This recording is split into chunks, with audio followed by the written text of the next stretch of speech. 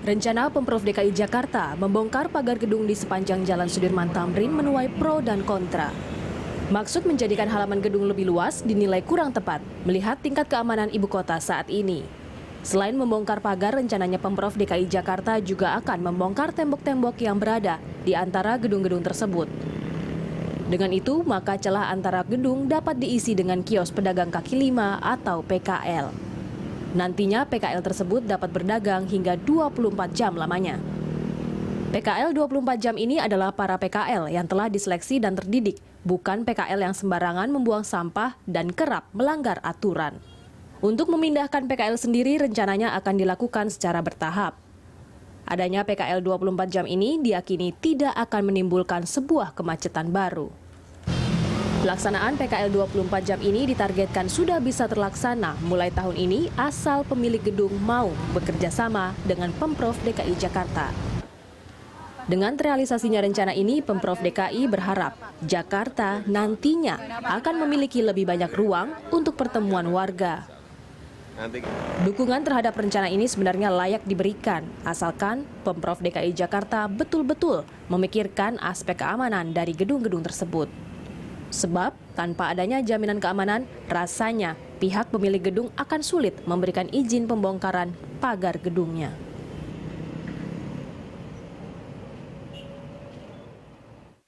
Pemprov DKI Jakarta berencana membongkar pagar gedung di sepanjang Jalan Sudirman Tamrin. Untuk membahasnya telah bersama saya di studio pengamat tata ruang Andi Rahma. Selamat datang Bu Andi Rahma. Selamat siang. Bagaimana bila Anda melihat ini? Apakah hal ini sudah cukup tepat diterapkan di Jakarta? Saya waktu membaca berita tentang pembongkaran gedung-gedung pagar di gedung-gedung Jalan Sudirman Tamrin itu agak terkejut ya, karena di beritanya itu tidak ada penjelasan mengapa harus dibongkar gitu ya. Karena 10 tahun yang lalu pada saat Gubernur DKI Jakarta Pak Sutioso melakukan program pedestrianisasi Sudirman Tamrin, kebetulan saya juga waktu itu ikut terlibat komunikasi dengan pemilik gedung di sepanjang Jalan Tamrin saat itu ya, Jalan Tamrin baru berikutnya Sudirman. Itu perlu waktu 3 tahun, Mbak, untuk meyakinkan kenapa harus mereka mundur tanpa kehilangan tanahnya.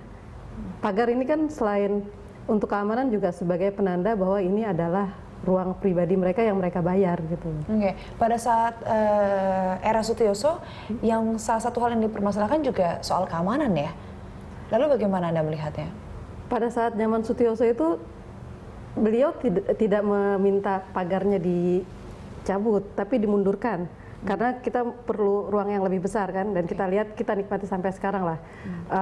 Areal di beberapa titik tetap sekitar 5 meter gitu ya. Dan mereka diberitahu bahwa pajak tanah yang di-share ke publik itu didiskon gitu. Jadi itu yang menyebabkan... Sebenarnya apa sih permasalahan yang coba diselesaikan oleh Pemprov DKI Jakarta dalam kebijakan ini? Untuk yang kali ini saya justru jadi tanda tanya besar ya. Karena kita tahu bahwa ada peningkatan angka kemiskinan selama beberapa tahun terakhir, karena juga kita lihat banyak pengangguran, kemudian juga pembersihan PKL dan lain-lain. Di lain pihak, sekarang ini kan tahun politik ya Mbak. Tahun depan sebentar lagi April itu udah mulai ada kampanye yang biasanya membawa ribuan massa, dan itu kan Sudirman Tamrin sebagai etalase kota dianggap sebagai tempat paling strategis untuk melakukan konvoi. Nah, hal ini tentu meningkatkan tingkat kerawanan gedung-gedung di sepanjang jalan itu, sehingga menurut saya kebijakan ini sangat tidak tepat waktunya. Jadi soal waktu ini tidak tepat, namun bila setelah 2014, let's say, apakah ini juga merupakan solusi yang tepat begitu untuk menanggulangi PKL? Beragam pendapat diberikan warga Jakarta seputar rencana penerapan gedung tanpa pagar. Berikut pendapat mereka. Kalau pagar ya selama maksudnya keamanannya masih bisa terjaga sih nggak masalah. Asal sesuai dengan standar yang berlaku sih dan juga sesuai dengan aturan yang ada, saya kira nggak masalah ya.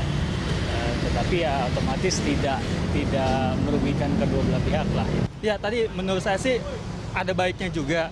Tapi mungkin dari segi keamanannya mungkin perlu dipikirkan juga ya tentang gedung itu sendiri gitu loh. Jadi ada hal-hal yang mungkin perlu dipikirkan. Anyway, secara keseluruhan itu sebagai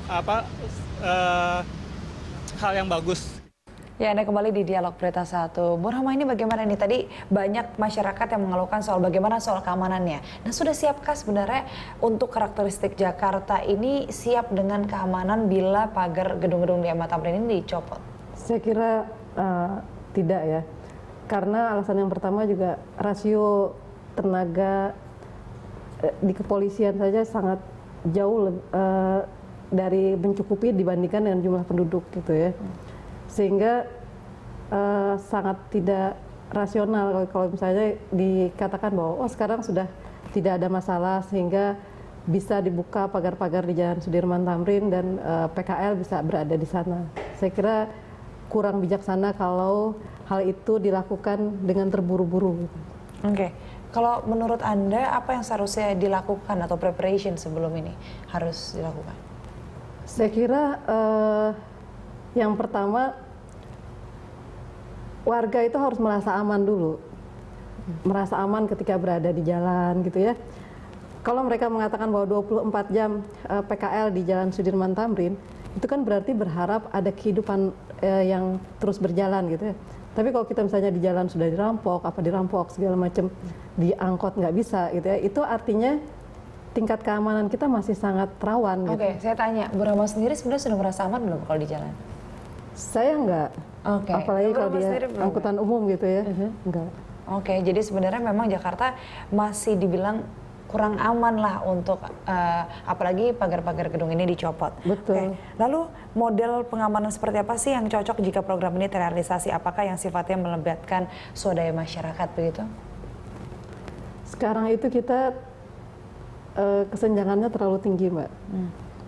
Orang-orang yang ada di gedung sepanjang Sudirman Tamrin ini bisa dibilang 10-20% yang memberikan kontribusi terbesar terhadap pendapatan per kapita di Jakarta. Jadi tetap saya meragukan, sangat-sangat meragukan bahwa itu bisa terjadi gitu. Ya. Lalu dengan keramaian sekitar gedung itu kan rencananya nanti selama 24 jam akan ada PKL yang menempati jalanan itu. Lalu nanti PKL-nya juga ternyata PKL-PKL yang terpilih, yang tidak membuang sampah sembarangan, yang berjanji tidak akan, pokoknya PKL yang memang sudah tertib dan terpilih. Menurut Bu Rahma sendiri bagaimana nih, sukses nggak nih kira-kira? Saya kira kalau melakukan satu kebijakan itu jangan melanggar peraturan hukum yang lain gitu ya. Bagaimana maksudnya? Trotoar itu kan dibangun sebagai bagian dari perlengkapan jalan, dan itu adalah untuk memfasilitasi pejalan kaki.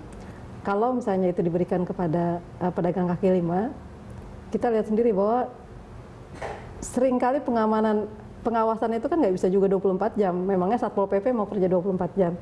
Itu pejalan kaki akhirnya tidak memiliki ruang jalan yang baik gitu. Dan saya juga meragukan sebanyak itu bisa tertib, terus tidak buang sampah sembarangan. Di Jalan Raya Pasar Minggu yang Satpol PP-nya ada 3 mobil tiap hari aja, itu mereka tidak melakukan apa-apa. Di sampingnya ada pedagang kaki lima yang nyampah atau apapun, ya biasa aja. Oke, nah ini menarik dan kita akan melihat pernyataan Ahok. Ini Wakil Gubernur DKI Jakarta, dengan pernyataannya kita lihat. Ya pemirsa, masih dalam dialog Jura Siang, namun sebelum kita melanjutkan dialog, kita dengar terlebih dahulu bagaimana reaksi pedagang kaki lima terkait rencana PKL 24 jam. Mau aja ya, karena saya itu orang sedang usaha, orang usaha pedagang kecil-kecilan itu nyarinya masak yang banyak gitu ya, kan di jalan protokol itu ya. Jadi saya ya oke saja lah gitu. Saya alhamdulillah kalau umpamanya ada pasar malam tiap malam, gitu. Syukurlah, bersyukur kalau dibebasin begitu. Tapi jangan ada apa-apanya. Gitu. Karena ada pasar malam ya saya senang sekali. Nah, kalau ada pasar malam kan saya kan bisa dagang dan pendapatan saya ya meningkat deh sedikit. Anda kembali di Dialog Berita 1. Ini masih bersama dengan Bu Rahma karena memang pendapatnya masih diperlukan karena begini Bu, ini kan sebenarnya MT Tamrin dan juga Sudirman ini kan bisa dibilang area bisnis. Betul. PKL itu kan mungkin lebih banyak ke kulinernya apa dan segala macam. Bagaimana kalau ini disatukan? Apakah bukan tidak lebih bagus kalau misalkan daerah PKL ini dikemas di satu daerah gitu? Saya kira itu sudah terjadi di Jalan Sabang ya. Jadi sebelumnya kan PKL itu tersebar di trotoar Jalan Sabang, kemudian lokalisir di satu tempat gitu ya. Yang awalnya memang terlihat sepi, tapi lama-lama orang sudah tahu di situ tempat pindah ya, mereka tetap aja. Karena memang kalau soal rasa kan orang punya selera masing-masing. Ya. Nah, kalau untuk PKL di pembatas antara gedung dan trotoar, itu saya kira harusnya ada kebijakan lain yang lebih baik gitu ya. Dalam menempatkan. Karena begini ya, sebagai contoh di Kementerian Pertanian itu setiap hari Jumat itu ada sebagian halamannya untuk PKL. Itu sejak tahun 95. Dulu sempat sangat besar sampai disebut orang mal Jumat gitu ya. Jadi setiap hari Jumat ada. Nah, saya kira kalau hal ini diikuti oleh gedung-gedung pemerintahan dulu ya, karena untuk swasta kan mereka memikirkan bahwa harga ruang itu sangat mahal gitu dengan pajak segala macam. Nah, tapi gedung pemerintah, misalnya balai kota, terus dinas-dinas, mereka menyediakan sebagian dari halamannya untuk PKL di setiap hari Jumat misalnya. Karena hari Jumat itu biasanya kan pada saat jam orang salat Jumat, sebagian melakukan aktivitasnya untuk berbelanja. Oke, jadi menurut Ibu harus dimulai dari gedung-gedung pemerintah dulu. Betul. Baik, baru kita ke swasta begitu. Ya, jadi kan sambil belajar gitu ya, learning by doing. Apa sih kekurangannya di sini? Bagaimana apakah PKL itu betul-betul menepati komitmennya untuk bisa tertib. Jadi meninggalkan tempat itu dalam keadaan rapi seperti mereka sebelum datang. Kalau yang Ibu lihat bagaimana selama ini PKL menerapkan komitmennya? Bisakah setelah tutup lapak langsung bersih lagi? Kalau yang di Kementerian Pertanian ya, karena mereka sudah lama ya.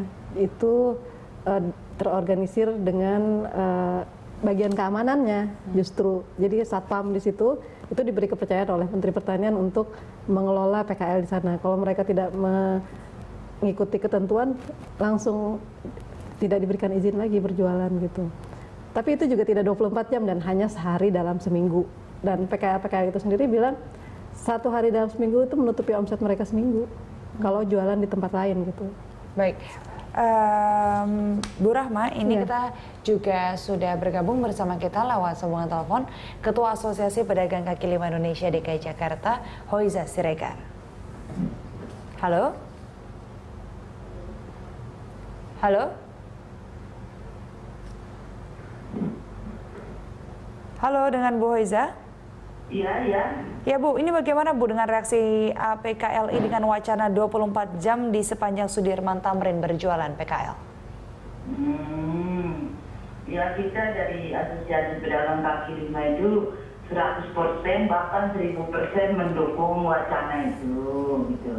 Hanya saja, apakah kita juga boleh diajak bicara supaya tidak terjadi seperti di Blok G ya, pasar Blok G itu yang kita tahu kan sebagian besar pedagang masuk ke sana itu bukan PKL yang digusur itu kan, yang di jalan itu, tapi masuk pedagang yang bukan pedagang.